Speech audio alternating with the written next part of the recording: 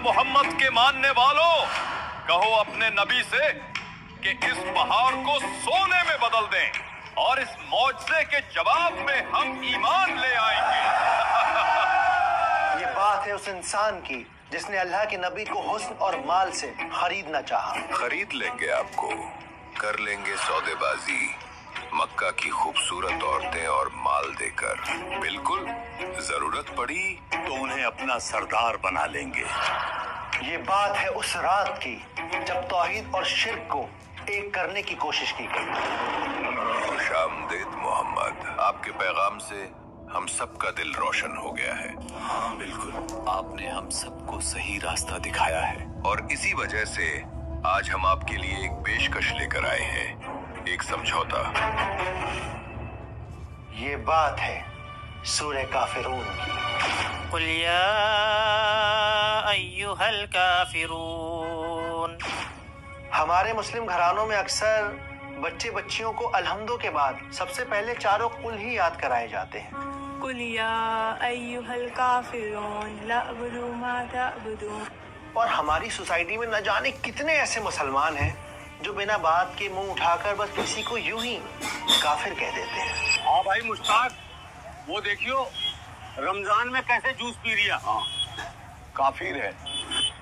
पर अफसोस हम में से बहुत कम ऐसे हैं जो ये जानते हैं कि लफ्ज काफिर असल में होता क्या है और चारों कुलों को कुल ही क्यों कहा जाता है। जमाल, पैगंबर के कुल ऐलाने हक लगते हैं। मुझे डर है कहीं हम बर्बाद ना हो जाए। ये खौफ मुझे भी सताता है। क्या है सूरह काफिरून के नादिल होने के पीछे का वाकया और कौन थे ये लोग जिन्होंने अल्लाह के नबी के साथ सौदेबाजी करने की, उन्हें डराने की, यहाँ तक कि उन्हें जान से मारने तक की कोशिश की। हमारी तमाम कोशिशें नाकाम कर दी मोहम्मद ने। अब आपके कत्ल के अलावा कोई और रास्ता नहीं। ये काम करेगा कौन? और सबसे ज्यादा इम्पोर्टेंट, 1400 साल पुरानी इस सूरत का क्या काम है आज हमारी जिंदगी में? इन सब सवालों के जवाब जानेंगे इस वीडियो में। आऊज़ु बिल्लाहि मिनश शैतानिर रजीम, बिस्मिल्लाहिर रहमानिर रहीम। कुल या अय्युहल काफिरून ला अअबुदु मा ताबुदून। स्कॉलर्स कहते हैं कि सूरह काफिरून मक्का के उस दौर में नादिल हुई जब मक्का के सरदार अपने हर जुल्म, हर चाल के बावजूद नाकाम हो गए। 4 दिन से तेरा ये हाल है, अब तो बोल दे कि उस्सा तेरा खुदा है। ये कबीलों के सरदार ईमान लाए हुए लोगों पर जुल्म करते, उनके सीनों पर पत्थर रखते, उनके जिस्मों को आग से दहकाते, यहाँ तक कि उनको इतना पीटते कि जिस्म से गोश्त अलग हो जाता। बता, क्या तू अब भी नबी पर यकीन रखता है? बोल मरदूद। बुलाओ अपने उस अल्लाह को। हर कोशिश, हर जुल्म के बावजूद भी जब मुसलमान इस्लाम की राह से ना हटे तो इन मक्का के सरदारों ने अपना रुख बदल लिया। इन्होंने फैसला किया कि वो आप सल्लल्लाहु अलैहि वसल्लम को खरीद लेंगे। हमारी हर चाल बेकार हो गई। हमने उन्हें शायर कहा, दीवाना कहा। समझ नहीं आता अब क्या करें। सब बेकार। अक्लमंदी इसी में है कि हम उन्हें हुस्न और पैसों के दम पर खरीद लें। सही कहते हो उत्बा, खरीद लेंगे आपको, मक्का की खूबसूरत औरतें और माल देकर। बिल्कुल, जरूरत पड़ी तो उन्हें अपना सरदार बना लेंगे। खरीद लेंगे। अगर आप एक अच्छा इडली मेकर ढूंढ रहे हो तो मेरे ख्याल से सिर्फ इडली मेकर नहीं, आपको मल्टी मेकर कढ़ाई लेना चाहिए। इसमें आपको लेकिन मक्का के सरदारों की ये कोशिश भी नाकाम हो गई। जिसे अल्लाह ने कौसर अता कर दी हो, फिर उसे किस चीज से खरीदा जा सकता होगा?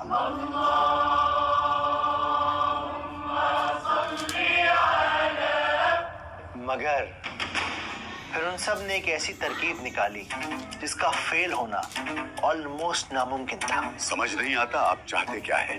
मुझे पहले ही डर था इस बात का। हमारी हर कोशिश नाकाम कर दी। अब सिर्फ एक ही रास्ता बचा है। कौन सा रास्ता? मुझे लगता है हमें ईमान ले आना चाहिए। इससे घटिया बात मैंने आज तक नहीं सुनी। क्या कहा? ईमान ले आए? पागल हो गए हो वलीद। वलीद बिन मुगीरा की ये बात सुनकर कुरैश के सरदार भौंचक्का रह गए। लेकिन फिर वलीद ने उन्हें समझाया कि आप सल्लल्लाहु अलैहि वसल्लम के साथ सौदेबाजी करनी होगी। एक कोई बीच का रास्ता इख्तियार करना होगा, क्योंकि अब मुसलमानों को उनकी राह से हटाना मुमकिन नहीं। तो क्यों ना कॉम्प्रोमाइज किया जाए, आप सल्लल्लाहु अलैहि वसल्लम के साथ एक डील की जाए, एक ऐसा सौदा जिसमें हम सबका और मक्का के इस कारोबार का सिलसिला चलता रहे।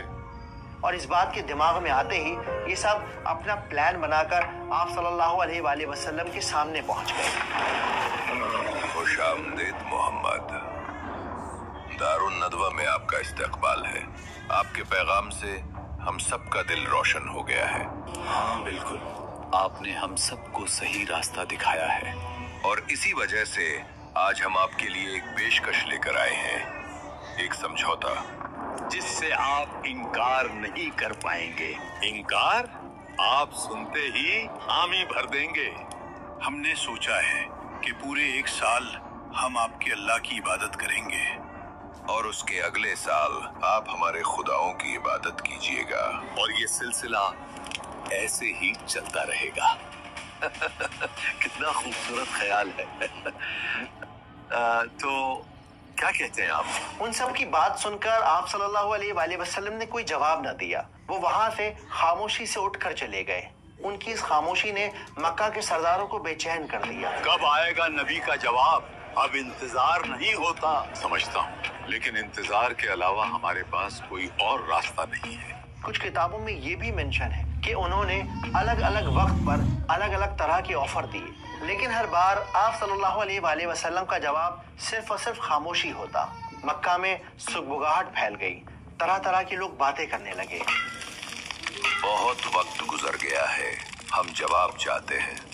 अबू तालिब, अपने भतीजे से कहो अगर कुछ और भी चाहिए तो दे देंगे। मुझे समझ नहीं आता, पैगंबर उन्हें जवाब क्यों नहीं देते? मेरे भाई, पैगंबर अपनी तरफ से कोई बात नहीं कहते। हो न हो, आप जरूर अल्लाह के हुक्म के इंतजार में हैं। यानी वही के इंतजार में? बिल्कुल।